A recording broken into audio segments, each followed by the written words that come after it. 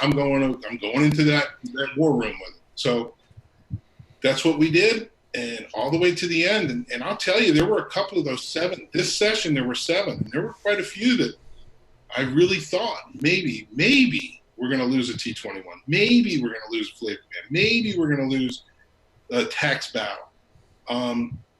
But the motivation came from the membership, came from other organizations such as OHVTA, such as VSFA, such as Fig Ramsey, and all the other valuable smoke-free associations out there that we interact with. And I don't want anybody to think I leave them out, because everybody is a valuable partner of ours, and I appreciate every one of them. But they're our motivation. So when we see things like that happening, it's like, we can't. And these guys, whether they're in-state or out-of-state, members, non-members, they don't want to stop. This is our industry. We got to keep fighting. And It's the right thing to do. And if we happen to lose something, we went down swinging. And that's the attitude we had to take. And we went through, and some of it, we fought long enough to where time expired and the bill didn't go through. And some of them we fought hard enough to where we changed minds and made an impact. See, and that's one of the biggest things. And again, you mentioned NOHVT, and there's a lot of reference that I'm going to make to that, but you mentioned when you're talking to people in your center, you've got to go and see them face to face, at least initially, and maybe the next couple of times after, so they know who you are. Because otherwise... the groundwork is laid now, okay? No matter what happens after a session, good, bad, or indifferent, you can't hang your head and sit there and dry your tears for too long. You know, it's going to say it the way it is, man. You got to put your pants up and get out and meet these guys one-on-one. And I said it when we were in Ohio. You've got to go out and meet these people. If you can't make it to a testimony, to be able to give your testimony during session or during a fight that you're currently engaged in, do it now, because you've got to lay that foundation. These people have to see you. They have to be able to put your face with this industry as a professional in this industry. Because all they're seeing is what they're fed, right? Mm-hmm. And we know what they're fed. They're fed all the other garbage out there by media that we don't stand for. So you've got to be able to stand up and say, look, man, this is who I am. I'm a responsible business owner. Here are the products we carry. We carry this. This is a mouth to lung. This is a mouth to lung. We carry a sub-ohm device, right? And not the thing that they think it all is, which is the little rectangular, Juul or comparable product that they all think it is, because that's ingrained in them right now. Is Juul. And that's all they're hearing. So they think Juul is vapor. If you have to educate them, build that rapport, and be prepared for that next session. Because when you walk in, and when James walks in, they go, hey, James, how you doing? They know him. They need to know everybody that's available when they come in from out of the city there in Columbus and come into their office in Columbus. When you walk in their office, they need to be able to go, hey, I know you. Yeah. And that's important too, because they need to associate who you are with what you're doing and the reason why you're there. Right. If they don't know, okay, then you might be here to sell me Charmin, and I don't have time for that. Right. And, we ran into it this year. It's funny you say that, because I said the sell me Charmin thing. We walked into a legislator's office, and we started talking about the 95% safe run stuff, and he started banging the table going, look, I know about your story. I know it's 95% safe. What are we going to do? And he started talking to us back and forth and kind of developing that banter of what can we do to help him. Really? So the doors open up. We can't think, okay, and the story of I'm too scared or whatever, we can't. Look, we're in this to get people off combustible tobacco, the majority of us, right? Yep. So if we can approach somebody about the negative effects of combustible tobacco and get them to switch to a safer alternative, then we should be able to go in to talk to these legislators and put their pants on one leg at a time and talk to them educated and let them know that we're business owners, we employ people, give them a financial analysis, a landscape, and show them the products that we sell. And educate them, and don't use the word educate because they hate it, but teach them what our product is that we sell and how we change lives and make a difference, because they don't see that enough. And when we, in Florida, we go in It used to drive me nuts because we'd go up there and there'd be 2 or 3 of us testifying, and we'd say, well, for 3-4 years, we'd say, well, we represent the 1,200 business owners in the state of Florida that are in the vapor space. And finally, some of them, when we had the inner office meetings, where we had the round robins, what we call them, where we just pop into their office and our lobbyist sets up meetings, is we walk in there and they're like, look, man, we've heard it for 2-3 years now. You say there's 800, there's 1,200, right? Where's the proof? We don't ever see anybody but you 4 or 5 people. Oh, wow. Where is everybody? You're telling me all these businesses are here, and you're telling me we generate funds from it. You're telling me they pay taxes. We've got 300-400 that pay taxes in the state that are called vapor shops. But when you come to our meetings and when you come to our offices, it's you. And they get tired of seeing my ugly mug, Did you ever think, if you were to turn around and say, I think about all the constituents that you have, but all I ever see is you, would that ring a bell for the guy or for anybody? And I would want to say it in a non-offensive way. Well, we've said things like that before, but they don't get any communication, whether it's face-to-face, emails, phone calls, unless there's a fire, right? And these people, as much as I can't stand to say this, a lot of them are just normal people that want to hear from us. Yeah. And they have questions. They really do. I don't like it. I don't like being on the Hill. I don't like putting on a suit and tie. I used to do that a lot. I don't like it, but I still have to, because I think it's the right thing to do for my business as well as the other businesses in the state of Florida. So it does mean something, as uncomfortable as it is. I don't like being away from my grandbabies and my business, right. And go up to Tallahassee for 2 days during a busy time of year. First quarter of the year is usually pretty hectic for us. So we go up there and do our thing, and it's the right thing to do, as painful as it is. I'm not a very good speaker to these people. When I go up and talk, I'm just real with them, and I hope that they ask questions. At least I'll know what to say when they do. In most cases, I don't have prepared speeches. It's just kind of roll with it. And they get what they get, but sometimes they appreciate that, because then they don't go, oh, is this guy a lobbyist or is he a business owner? See, that's the one thing that I have heard from a few different people, is if you are going to go and testify or speak with anybody in a committee, do not have a 1,000% polished script, because the first thing that they will think is, oh, you're a lobbyist, and they'll turn you off. Right. They shut it off, pick up their phone, and then they're on to the next thing. We were just talking about that, but they do it. I've been in committee meetings where, 30% of them are on their phones, just flipping around, looking through their phone. You lost them at that point. Your speech is too long, it's too polished, whatever. But you're right, 100%. Don't ever, don't use a cell phone when you're testifying. That's a big thing. You can have some talking points written down, but if you've been in this industry for any period of time, you'll know what to say. Yeah. You just hit the point, the 95% safer, Royal College of Physicians. That stuff is so like, boom, boom, you've got it in your head. Yep. But have numbers like, hey, I've helped thousands of people quit over the last 2 years or 5 years or 6 years my business has been open. And I hear stories from them. They have their own personal testimony. They bring friends in. This is all natural conversation that you would have with somebody you're trying to convert from smoking combustible to electronic cigarettes, right? So share that kind of stuff, and that it's very simple. You don't need to have somebody on your team, maybe one of the 12 or 2 of the 12 people, maybe like the president, vice president, have the stats, boom, boom, boom, the research. But then you get up there and tell a real life, I'm a grandpa, I'm a dad, I'm a husband, my wife smoked, whatever the real deal is, be real. And I heard it in Ohio when I watched it. And those stories were good, and they were very effective. And those ones are the ones that they listen to, because it's not the everyday lobbyist suit and tie guy. Somebody, the best they can meander or muster up is Dockers in a polo shirt, but they're there doing something.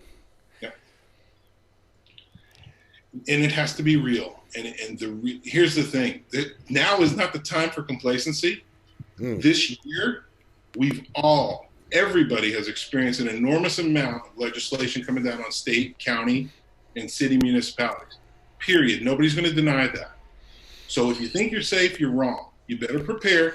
You better boot up, get ready to go, because complacency for the next 12 months is not going to work. No. To the next session.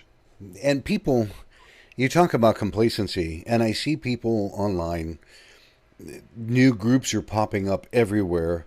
Oh, we've hired a lawyer. We're going to do this, and we're going to sue the. And stop, folks. Just stop. If there is a group and they have a paper with 1,000 signatures on it, it might get you a little bit of traction. Unless you have a team of lawyers that are presenting that, you may not be going much of anywhere. And the sad part is that I tell these people, do you understand, if you are not backing your state advocacy group, you are cutting the knees off of what we're trying to accomplish. You know, and I don't mean here, I'm not sitting here being a shill. I don't get paid for anything. Neither do you. None of us that work in any advocacy program get paid for anything. This is all on our time and our dime. I lose money. You know? And that's the reality. It is. We are bleeding money to be advocates. You know, for me, sitting down, I love doing the show. I love talking to people, but it's taking time away from my life, my wife, the things that I do. But I believe in this. The other side is I'm a member. So I'm a paid member on top of all of it. It's not like I forego the membership. I'm a paid member. I get the calls from the lobbyist on individual campaigns where it's like, hey, you know, we need campaign funds. Well, you can't take it out of the FSFA. We can barely pay the bill. So now it's a campaign drive, and we got to pay for that. And, you know, it's one thing after another, man. And it's the real deal. That's just the way it is. You know, I told you before, I mean, I'm just going to be real and tell people what it is. I mean, you know, the complacency stuff is done. People sitting around waiting for somebody else to do the job is over. Yeah, we've seen enough of it throughout the country. It's not going to work, folks. I don't care what you think you're doing. It just is not going to happen. And you know, we heard years before it actually hit some of these bills that were presented to us, so we prepared for them. Ohio and that organization and their leadership, and James, prepared 4 years. I think it was 4 years. I took note. 4 years they've heard taxes coming, taxes coming. You'd think that bodies would be banging the doors down on state capitol in both states, any state. When you hear the taxes coming, yeah, we're not crying wolf. It's coming. And now we got to, from Ohio's standpoint, they got to go back and what? They got to go back. They're crafting a budget correction bill. And I think they go back January to hear about it in Ohio. So, yes, you need to have yourself, if you're in Ohio, prepared to give James, give Frank, give Jeff, give Rhonda, anybody something over there that they can use to help craft this, whether it's information or, you know, analytics, something, because they're going back in January. It's not over. And that's put it in there. That's one of the biggest things that I wanted to touch base with you on, because here again, even when the tax was coming up and nobody knew what the outcome was at that point, nobody knew anything. And here was you sitting and coming out, and you had joined somebody, and you were in your vehicle, and these words rang out that hit everybody. Don't give up. Don't stop. Even if you think tomorrow is going to look like trash, tomorrow is going to be awesome. Don't give up. And that's one of the biggest things that I wanted to talk to you about. We've got some people that are chatting here in YouTube, and I apologize, guys. I had something open that I thought was capturing everything. This is all brand new for me tonight. James Jarvis is here. He's talking about funding. Paul Blameyer out of Australia is here. Patrick Reif is in here. Son of Liberty Radio. He says, hey, guys. But you turned around and you had that message come through. And earlier in the pre-show, you and I were sitting and chatting a little bit, and you said the most important thing right now is, where do we go from here? And that's huge, because I hear a lot of shops going, oh my God, the tax is going to come and I'm just going to close my doors. And I've heard that a lot. And I tell them, don't do that yet. And that's the right message. You can't give up. Now's not the time to give up. If No. you're going to give up 4 years ago. Do everybody a favor, because right now you're in it. You've made money on it. Get engaged. Get into it, because I can tell you from experience, we've won bills in the 24th hour.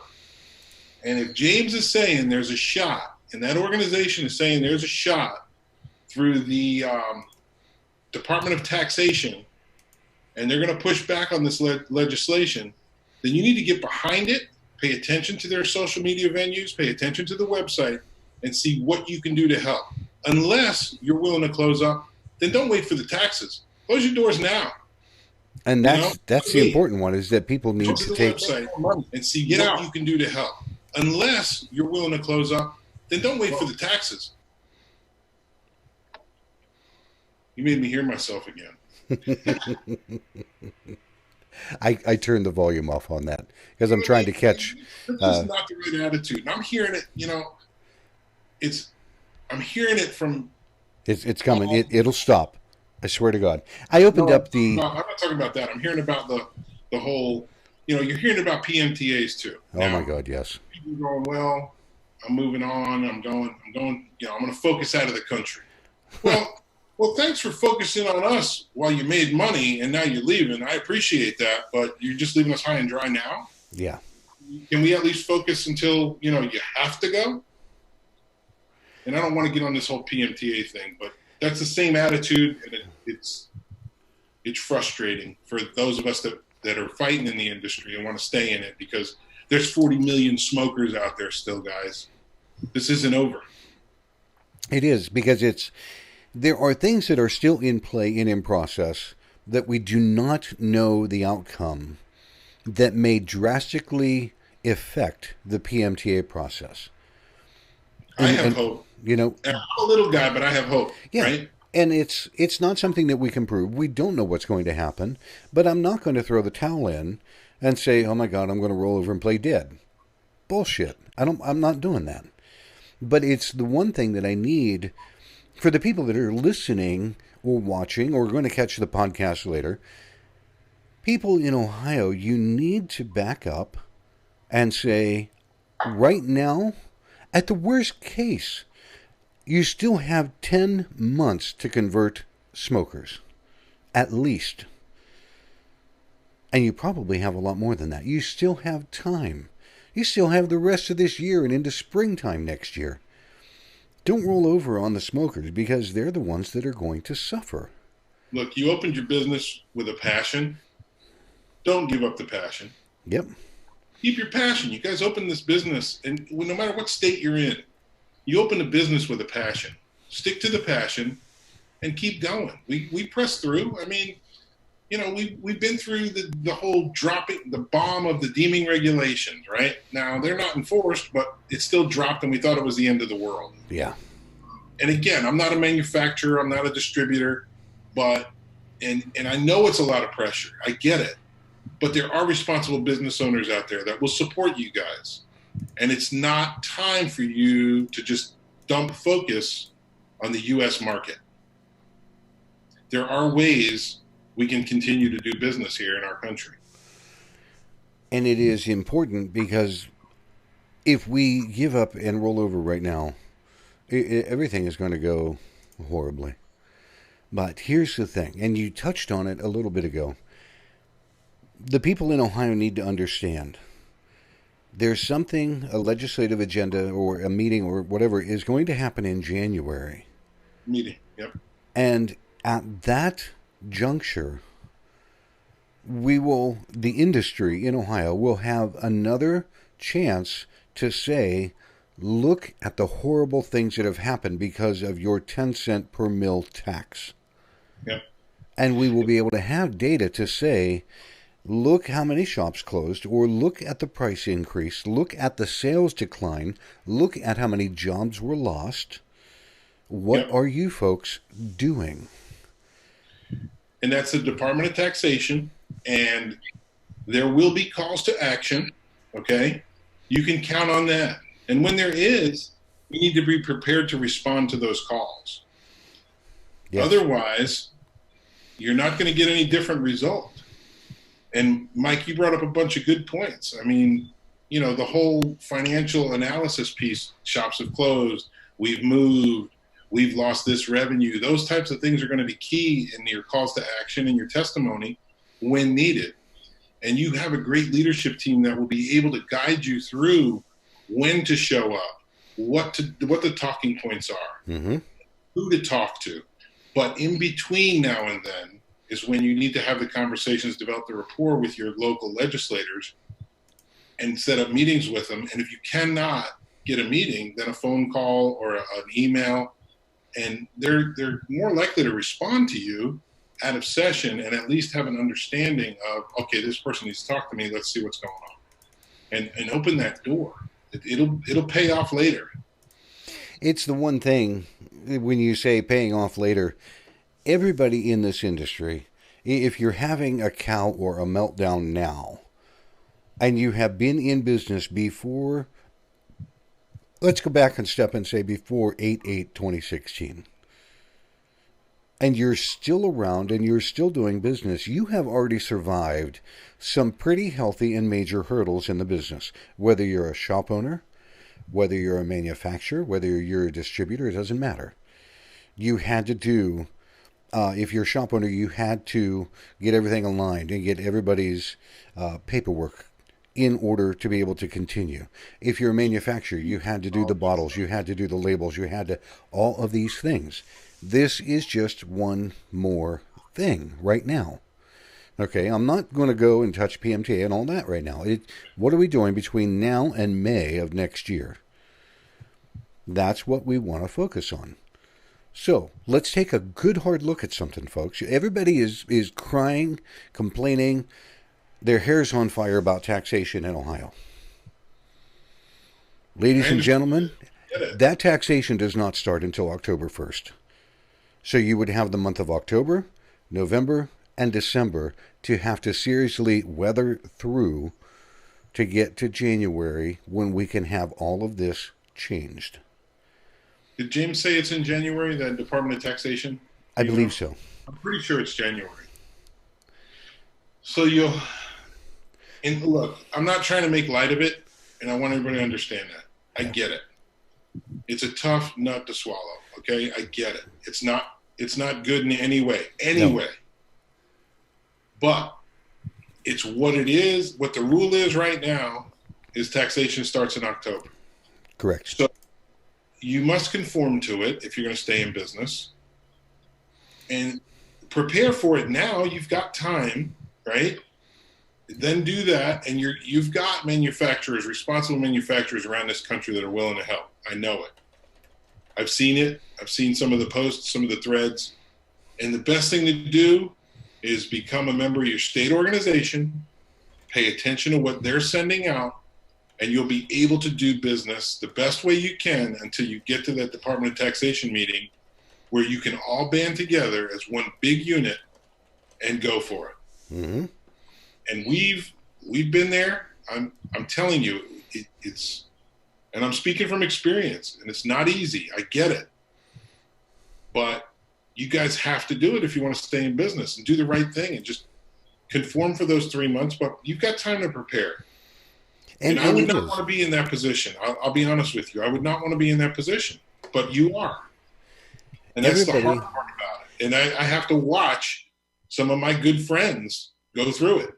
And it's tough. I can imagine only being one of those businesses. I couldn't do it. But you've got people in the industry wanting to help you. They see what's going on. They're understanding it. Yep. They're learning themselves. They're going to help the best way they can. You guys can help yourselves now by preparing because you've got October. So, and that's it. And people they were crying about taxation, and I tried to tell them, look, it doesn't start until October. So you have 3 months of taxation before we have another shot to be able to kill this. The taxes don't start tomorrow. As a matter of fact, there was a shop in Ohio that said, oh, yeah, the new taxes started. They're already collecting. They raised their prices. And I told that person, go back to that store and read them the Riot Act because right now they're price gouging. He goes, really? I said 100%. The taxes have not started. I was appalled that somebody would actually do that. Well, they probably don't know any better, Mike, because they're not engaged in the industry, right? Oh, I mean, we see it all over the place. I've still got people mixing on site with dogs running around the shop here in oh my Florida. God. You know, and they're not engaged. They don't care. They turn their head and there's no enforcement here. No. So it's like, do what you want. And then that's, it makes it easy for those people to get by, and they just turn their head on any type of communication that might hinder their way of doing business. And that's the one thing is people talk about enforcement, and let's face it, folks, the FDA has been lax. They say we have all these rules that we have to abide by, but where's the FDA for enforcement? They could wipe out a third of the industry and the bad actors right now, and they don't. And let the rest of us do business. Focus on tobacco harm reduction. Yeah. and that's what we have to focus on as an industry. It's what I focus on is how can I help the shop stick around and stay in business to see how long do we have longevity yet that we don't know about. That's my job. As a manufacturer, that's my entire job. Now, I've got a good product that tastes good. People will use it. Here's a good price. Let's make the store profitable while we go through this elastic kind of stuff. Right. For the people that want to call in and ask Nick a couple of questions, if you want to, the phone number this evening, the phone lines are open. The phone number is 215-383-5752. When you hear the British lady come on, press 1, and that'll put you in the queue that I'm looking. I keep looking over here at the laptop. It's off to my one side. Love to be able to hear from you. The phones? What's that? You have a British lady answering the phones? Well, they do. If I had a British lady answering the phone, I'd be in deep shit, man. So I'm trying to get on. I'm trying to get on the Facebook thing here to see who's chatting and what they're saying. If they're throwing stones at me yet, and I can't get on there. Facebook, believe it or not, thus far has one lady that you know really well in Facebook, your wife.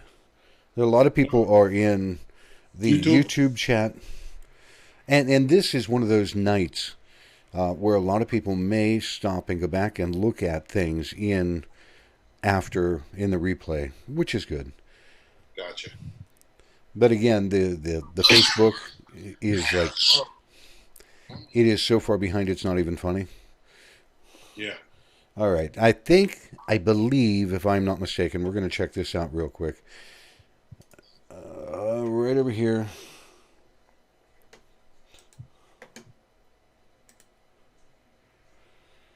Area code 614, you're on the air with Mike and Nick Orlando. Who's this?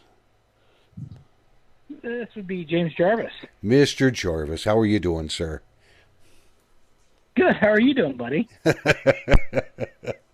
I'm playing with more technology than I should for the night. I told Nick when he signed in, I said, dude, we're going to be guinea pigs tonight and see how this works. So far, it's not doing too bad. How are you doing, James? I'm doing all right. We had an amazing OHVTA conference call tonight with all of the membership. Things are good. Nick and I are sitting here and talking. Nick, can you hear James okay? I can hear him. Hey, James. Hey, what's going on, Nick? He is one good-looking dude. Look at him. That's him. That's why he's front and center on the screen, man. Right? I don't know if they can handle this much sexy. The sexiest guy in vape on this end, and we got the sexiest guy that I ever have met in my life on the other end. Sexiest voice in vape is right there drinking soda. And then you got Mike, the most beautiful and sexiest voice in vape. I don't know about sexiest, man. That title can go to somebody else. That'd get me into nothing but trouble right there. Who's that, me? Everybody. We'll all get in trouble. What's going on? Did I say something wrong?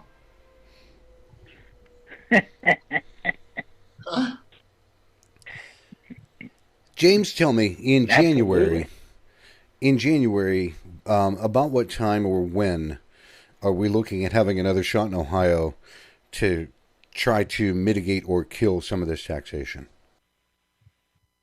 So we actually talked about this tonight in the conference call. So on the 8th, Charlotte and I are going to meet with the Department of Taxation to actually talk about the bill and, you know, what it actually means, because we haven't really heard anything, and I don't know if the taxation department even knows what's going on. We're going to present them with a lot of things that we've heard, how people are going to work around the system, because, you know, quite frankly, one of the things that's actually in the bill is if you knowingly skirt or defraud the state of taxation, you will be held liable and persecuted. So, okay, hold on. We need to get a clear definition, yes, of exactly what they're wanting. You know, and as far as if you're going to sell 0 milligram only and sell nic packs, you know, that's business every day right now. I mean, people sell zeros, they sell nic packs. But if you're going to be creative and try to do things like open POs or sell everybody 0 milligram and actually send them 3, 6s, and 12s, they're going to find out about that kind of stuff. You know, and whatever else is out there, they're not stupid. If they project, you know, $6 to $10 million and they're only going to see $2 million, they're going to realize, you know, something's not right. So they're going to start investigating, and they'll figure out real quick who's abiding by the law and who's not, and that's just really going to cast a black eye on the industry. So, you know, we have to make sure that our members, first off and foremost, are protected, so our consumers are protected, and we also need to understand what the rules are so we can play by them, and then honestly help us figure out how to fix the rules, because, you know, there are no rules right now, so we've got to create a whole new roadmap to success, and we can't do that unless we have buy-in from their side, and we work together for a solution that's going to fix everything. So, James, does it go to a crafting committee now before October, and you guys will get direction? What's that, Nick? I couldn't hardly hear you. What did you say?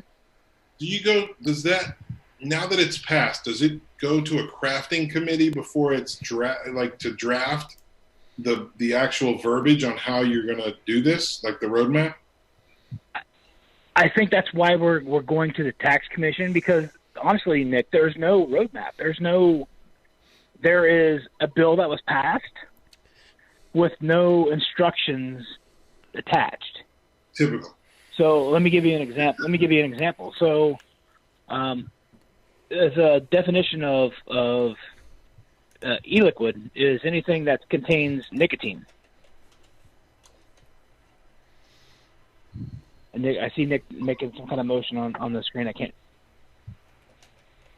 I got you. Go ahead. So we've got, you know, no nicotine is exempt from what we think, because the definition says anything containing nicotine. So if we're looking in terms of, you know, other products, CBD, which, you know, a lot of us want to sell in Ohio, like you guys can sell down in Florida, we can sell the liquid nicotine, the liquid CBD at 18, but the devices, because they're vapor devices and vapor falls into T21, so do the devices fall into T21 because you can use them for CBD or for vapor? And then secondly, does 0 milligram fall into T21 because the definition of vapor strictly talks about nicotine-containing liquid, which is a part of T21. So we've got some language to clear up, obviously. You know, we've got the whole, if they want to continue to tax nicotine, people are going to look at 0 milligrams, so they're not going to hit their marks.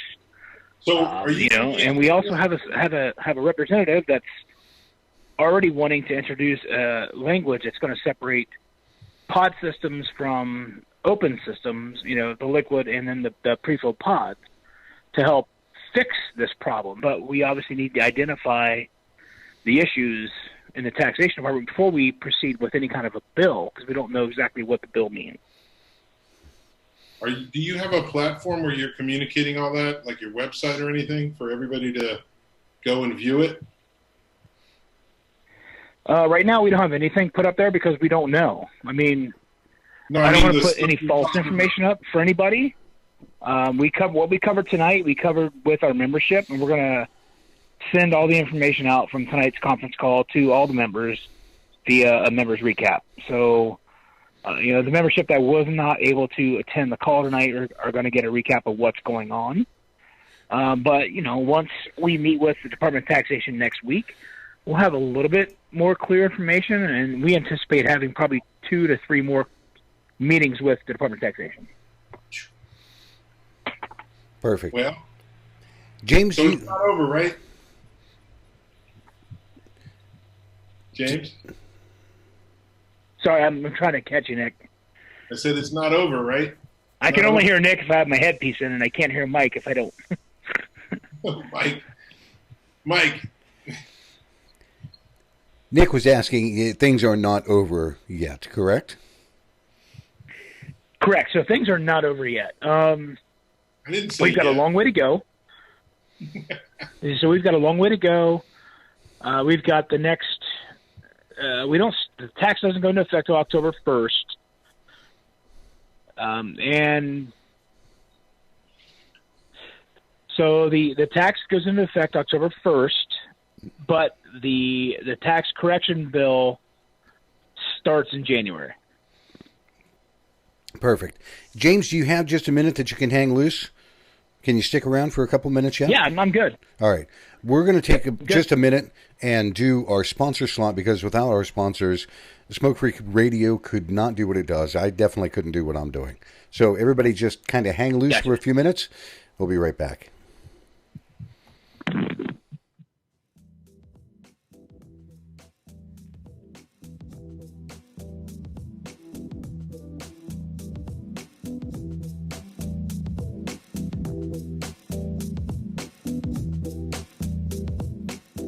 Hey now, this is Dimitri with Smoke Free Radio reminding you to please show some love to our wonderful sponsors. Without them, there would be no Smoke Free Radio, and they are as follows.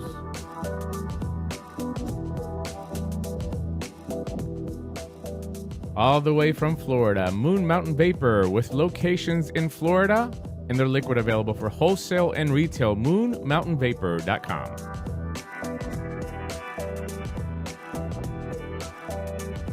Some of the best custards and tobaccos on the market from the Brickwills Vaping Company.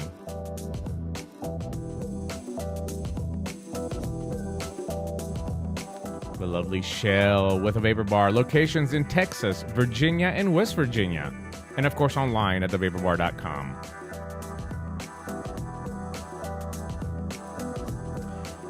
And who says you can't have award-winning e-liquid without cartoon characters? That's exactly what you're going to get at theplumeroom.com.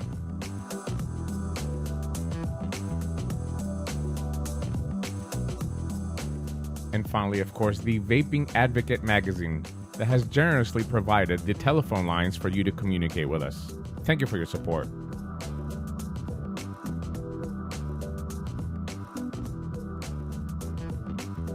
And finally, for you, the listener, don't forget to check out the coupons and codes page on Smoke Free Radio. Pick up some e-liquid and save some money.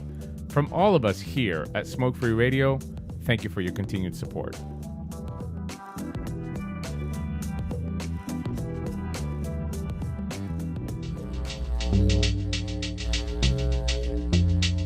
Hey folks, P. Basardo here, and you're listening to Vaping and the Mic with Mike Peterson.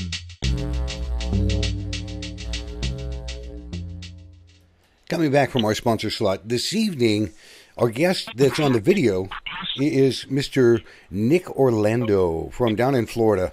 He has the Vapors Depot stores. He is also the vice president of the Florida Smoke Free Association. And on the phone right now, we have the president of OHVTA, James Jarvis. Guys, I'm glad that you stuck around with me here for a minute. James, can you hear me okay? Yeah, you're a little bit distorted, Mike, but I can hear you. Let's see if that makes things just a little bit better. Here's a question for you. Okay. We know that coming up in January, we are going to have the capability to influence what may happen with the tax. Can you give me a best case scenario possible, hypothetical? This is not anybody that's watching or listening, this is not what is going to happen. This is something that we might be able to achieve. What might happen in January, James? Well, I can tell you what will not happen. What will not happen is this tax will not be repealed 100%. I mean, let's call it what it is. We can learn from our friends in New Jersey. Okay. New Jersey was facing the same thing that Ohio is now a year ago. But there is, Mike, I'm lost. There's a decent case that we might be able to get the tax reduced, correct? That is our hope. So if we use and follow what New Jersey did, because our legislatures are very similar, they suffered for the first year with the same exact tax that we had. I've talked to Donish, who runs New Jersey, and I've talked to Mark Anton, and I know what they did, and we had already kind of had the same plan in mind already. So we have the roadmap, so to speak. And that roadmap is kind of what I was talking about a little bit ago when I said there was a legislator that already wants to introduce something that separates closed from open systems. The key point to all this is try to find out what that number that the Senate projected that this tax would bring, and then figure out how to get there by separating pods and open and making it fair between them both, not something that favors our systems or something that favors pods. It's got to be a percentage base at the register, which we're thinking maybe 3.5%. That way you're not getting anything that is unfavorable to either side. That's our goal. And it is a good goal to have. Now, James, as you had mentioned in the chat room, because of OHVTA, you were able to negotiate the license fees. You were able to do quite a few different things that people are not aware of. What kind of accomplishments can you tell me that the OHVTA did that people may not know? So, when this whole thing started, they wanted a $1,000 license fee per manufacturer. So that sold into the state, which, if you mix liquid like Nick and I talked about earlier, or like Nick talked about earlier, sorry, there are companies like Vaporfy that are members of OHVTA, but they have their own program where they mix and store, and they do it very cleanly, very, very sanitarily. That would have made them $1,000 per store, which really is not fair to them because they're selling within themselves straight to the customer. So we talked about that, and that was part of my testimony. And, I think the Senate and the House both heard that. And they changed that from $1,000 to $125, which is the same license fee that tobacco has to apply for their product. The second thing we had changed was there were 4 definitions for vapor product in the original bill. And there was 3 definitions for liquid, and then 1 definition for devices. We got it all cleared out to where there's just 1 definition, and it's for liquid, and they identify vapor liquid as any liquid that contains nicotine. Again, in the original bill, it included 0 milligram and devices. So we killed 2 birds with 1 stone there, at that point in time. So they did listen to us a little bit. They did not listen to us when it came to T21. They certainly didn't listen to us when it came to taxes, with the exception of originally it was on equipment, and they removed that, but they did put it on just liquid. So one of the things was when we sat down and talked to Commissioner Dolan, he said, no, this original 17% was only on liquid. And we said, no, Senator, this is on equipment. And they went back and read the bill, and it did imply that it was on equipment. So when they did do the amendment, they took that in consideration and removed it from the equipment. So we did get some wins. It wasn't the wins that we wanted. Well, it was some wins that we wanted. Don't get me wrong there, but it was not the ultimate win that we wanted, which would have been little to no tax on vapor liquid. So there were those wins. See, and those are the things that I need people that are watching, listening, going to listen to the podcast. They never see what happened before. All they hear is taxation. They didn't hear about hardware being taxed at 17%. That would have sent more people up in flames, and shops would have had more problem. So there are things that the OHVTA and lobbyists and the people that were in there were able to change or effect in a positive outcome. And as you mentioned, we just did not get all of them. But were there wins there? Absolutely there were. And people need to know that. So I'm glad you're able to articulate all that. Yep. I mean, really, and Mike, honestly, we found out. So the last day that we testified, we had about 15 people there, and there was 3 of us testified, including Jake Butcher from VTA. He was in. And we went to have a kind of a little powwow after. The board members, Jake, myself, and Charlotte. We were sitting down and getting ready to order food because we hadn't eaten all day. And Charlotte got a call. We had submitted an amendment to a senator to pool the language and then to have a reconvene to talk about what language would work for us. And he was 100% on it. This senator was pretty much rumored to be the next president of the Senate. And literally, Mike, within 45 minutes left before all amendments had to be in, Charlotte got a text from the staffer of that senator saying, hey, unfortunately, he decided to drop our amendment and adopted one that was submitted by RJ, Philip Morris, Altria, the wholesalers, the retailers, the petroleum marketers, and about 7 other groups, which implied a 5 cents per mil tax. I don't know where they came up with the 10 cents per mil. Maybe that was to offset the $1,000 license fee that they had originally planned on that they weren't going to get whenever they decided to change it based on our testimony. But, yeah, it was pretty dark. I mean, we had just sat down, and there was 45 minutes left, and we had no time to approach anybody else. And there really was nobody else to approach because the person that needed to sponsor that amendment was the right person, and he had it in his hand and decided to go with one that, and I understand why, it had 13 different organizations sponsoring it. I understand.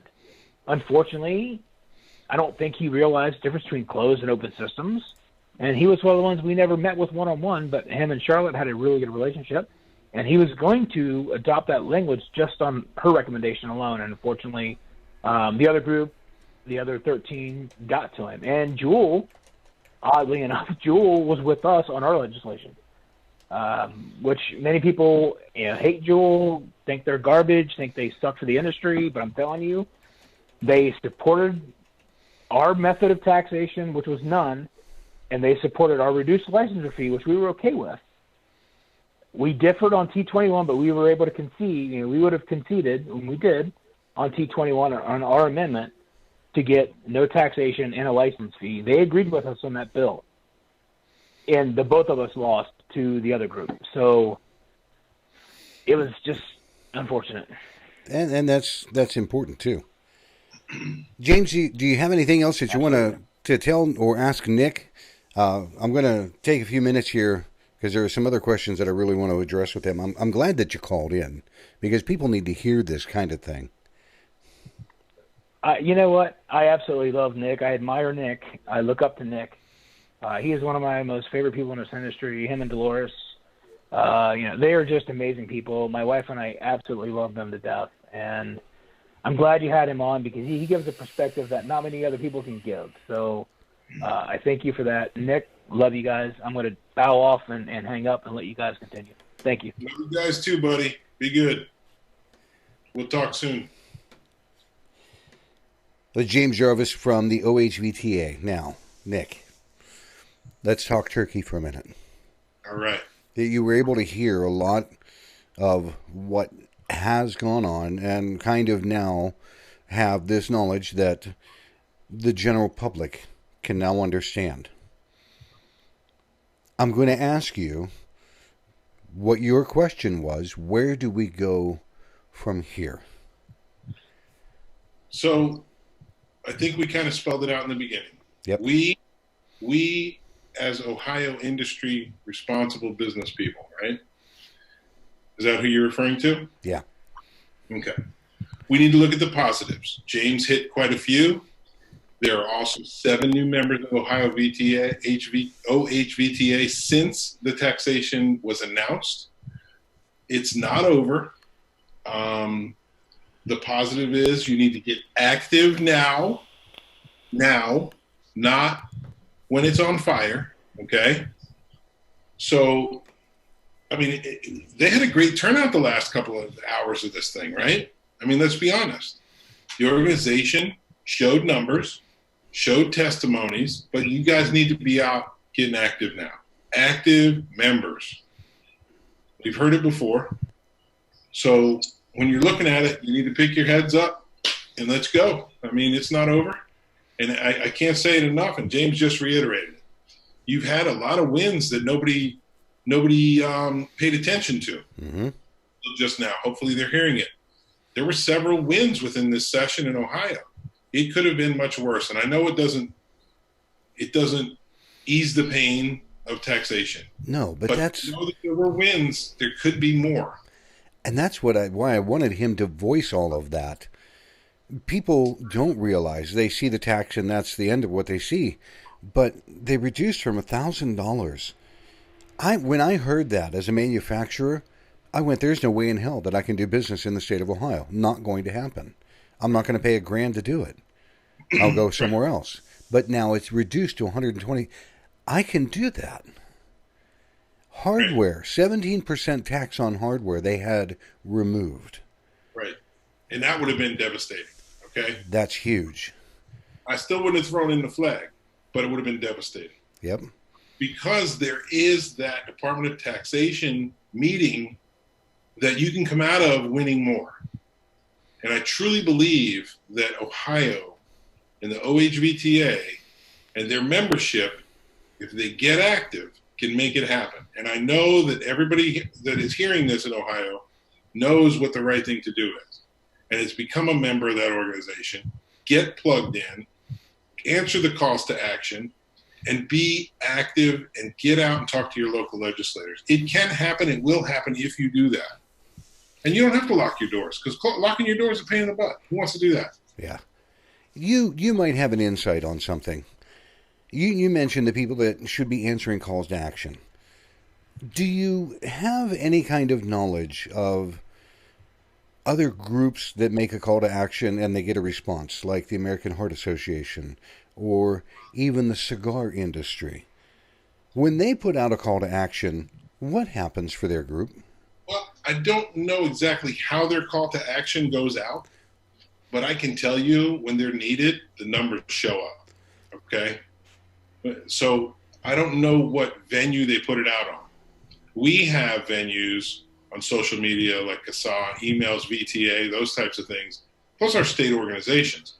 But if you're not paying attention enough to be involved, it goes right over your head and it's gone. And then you're going, why are we being taxed? Yeah.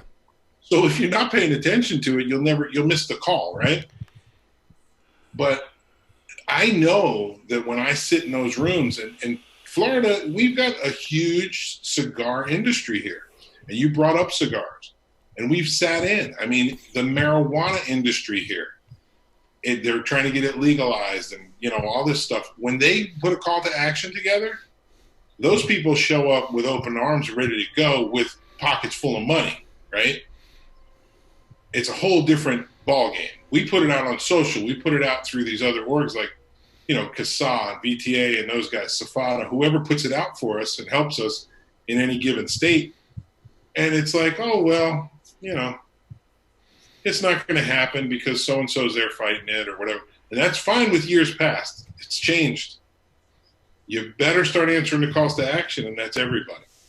We're not above that either here in Florida. We need to do a better job of it as well. And I want to make that very clear. We have a great lobbying firm. We have now a couple of individuals that are lobbyists from that firm We have VTA's involvement in the state. We have great mentors throughout these other state organizations, TSFA, OHVTA, VSFA, all them. We've got, the list is long, and I don't want to go through everybody, but every state org, we talk, and those people are great mentors to us. And we couldn't be anywhere near where we are, 26-0, without all that mentoring and support. And it's not just me, it's not Robert, it's not anybody on the board. It's every piece. It's like a baseball team. Everybody plays a position, everybody plays a part. If we all play our part, it works. Now we're going to need more numbers in those parts going into next session. I said it last session, I'm saying it this session. We got to be ready. We have to be ready for this next session. It's coming hard. And I'm not even talking about the federal level. That's state. Federal level, forget it. We've got another monster to tackle there, but if all these organizations get together and make it happen, we can do it. And that's the biggest thing. And I need people to hear from your standpoint all the way down in Florida to the people that are up here in Ohio and of the other people that are listening wherever they are located. This is not a done deal. This is not a death stroke. It's not. We still have time to effect a change. Absolutely. Have we been hammered with something that we don't like? Sure we have. But can we reduce the effect of that? Yes, we can. It now, and I know that I've seen a handful of new companies joining OHVTA, not only on the day of the vote, but even after the vote, because they have come to realize what needs to happen.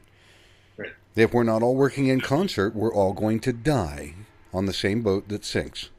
And it's not, no state or organization is above it, because, let alone the federal level. They can walk into these municipalities. We've got town hall meetings here in Florida that I put up on our page. They're popping up all over the place now because all the federal stuff that's going on, they're hearing about it. There's a buzz. We've got some counties here that have raised the T21, stuff like that, because we couldn't respond. We need ears on the ground, boots on the ground. We need ear to the ground and pay attention to what's going on so we can respond as a state org.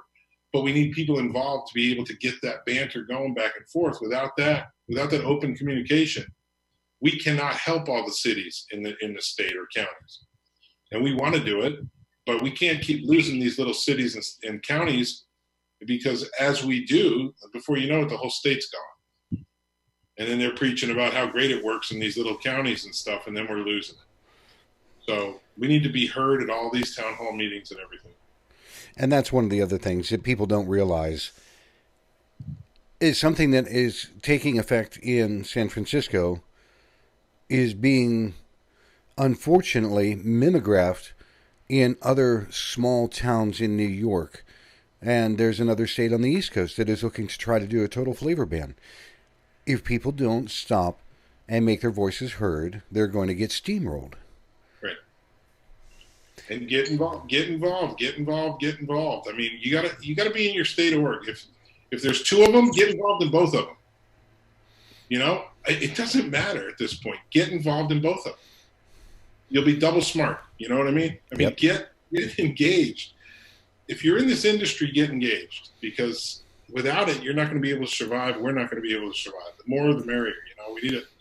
We need an army, and we need an army of educated individuals, not just people that are just going up to tell their story. I opened a shop. I'm Nick Orlando, and I make money.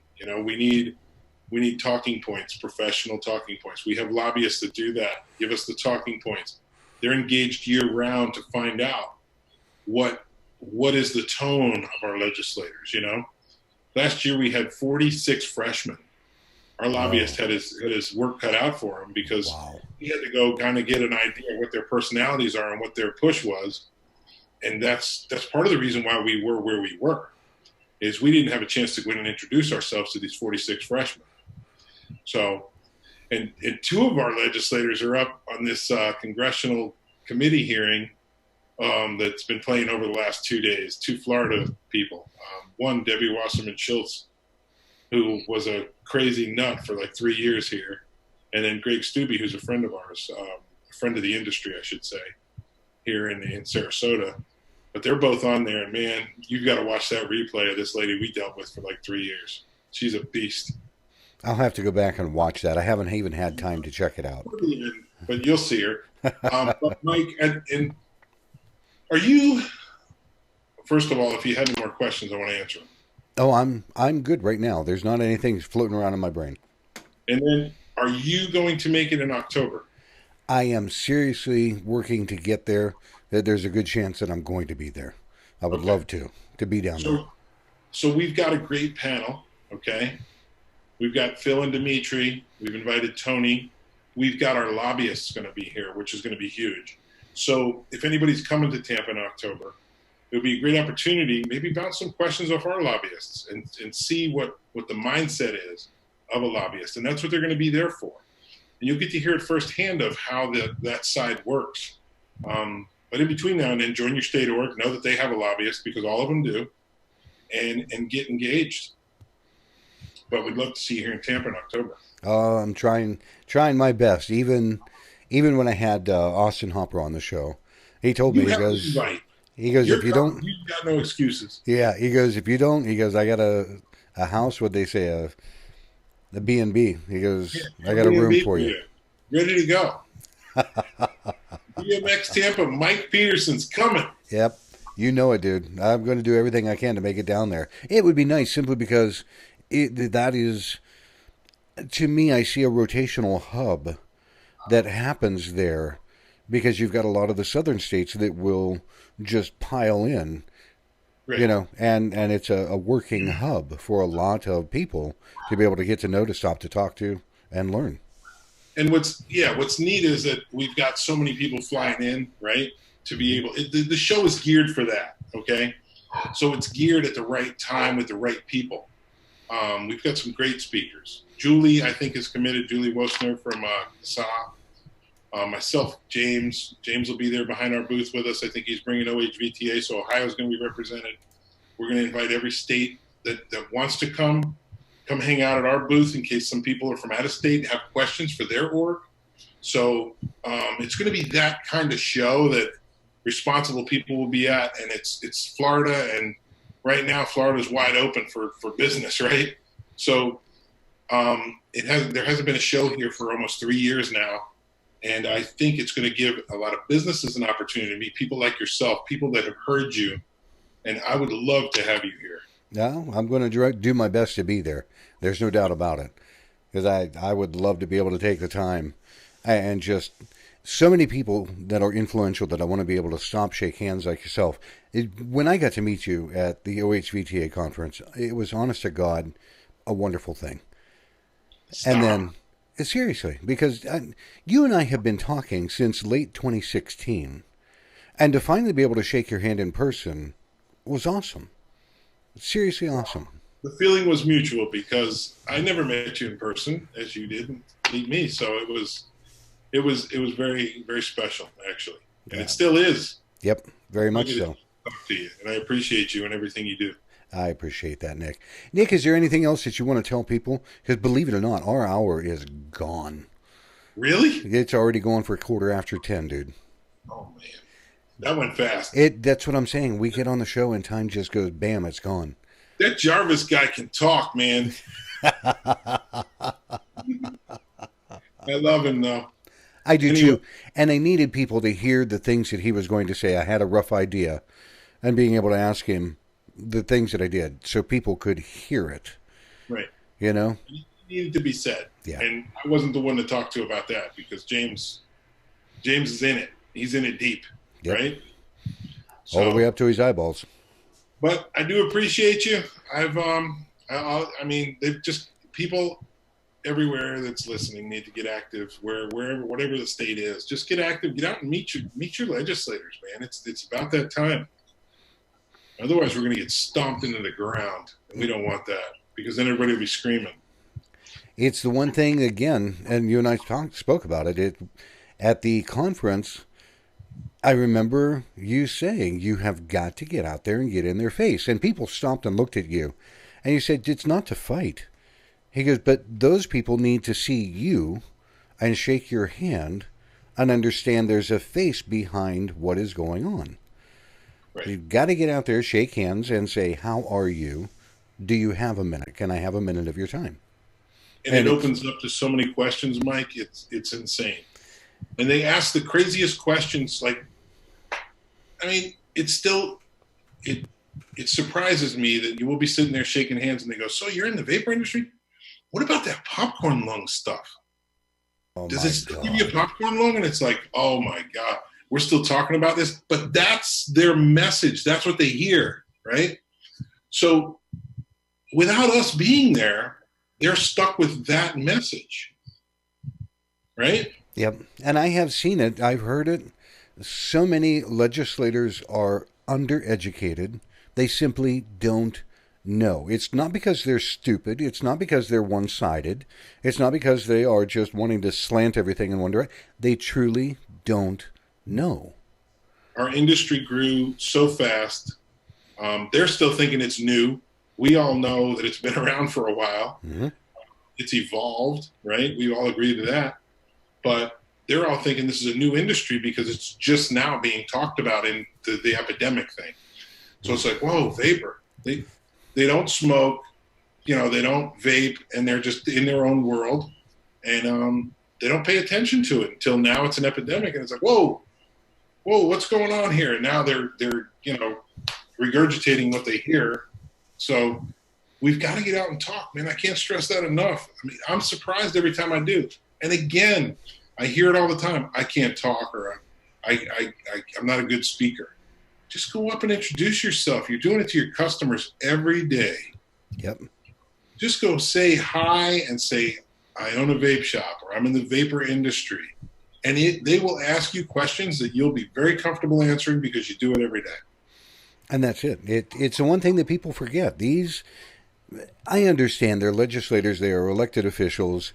Sometimes we have a mistaken problem of putting them on a pedestal or doing something. They are the representatives of the people that live in the state that you live in. But they put their pants on the same way that you do. They have the same curiosities, the same kind of hobbies. They like to eat the same kinds of food. Right. Stop and say hi. If you can hold the door open for somebody at your local Walmart or grocery store for somebody that's coming, and you open the door and they say thank you and you say you're welcome, you have the ability to talk to your legislator. Hands down. It's crazy to think it, but I am not a very good public speaker, right? I don't practice it. It's not something I do, but I had to do it. And once you get into it, people start asking you questions, it becomes so natural that it's like, wow, that was a really good conversation. You walk away.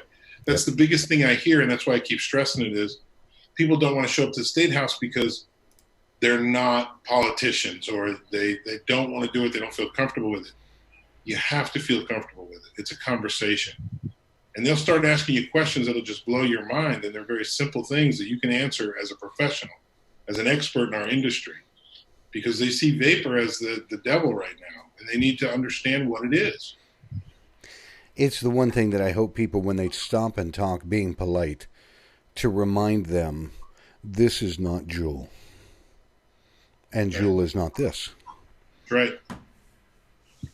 Nick, it has been an absolute pleasure having you on the show tonight. It's serious. I thank you for taking time to sit down and talk with everybody. Thank you. Thank you so much, Mike. I appreciate you. Been a ball. For everybody, you've been listening to Nick Orlando. Earlier you had James Jarvis on. We're going to be back again next week with another guest. But until then, I hope everybody has a great weekend. And Nick, hopefully I'll be seeing you soon, dude. You will. We're going to make it happen. There you go. For everybody else, I hope you have a great weekend. And we'll see you next week on Vaping and the Mic. Thanks, everybody. Thank you, Mike.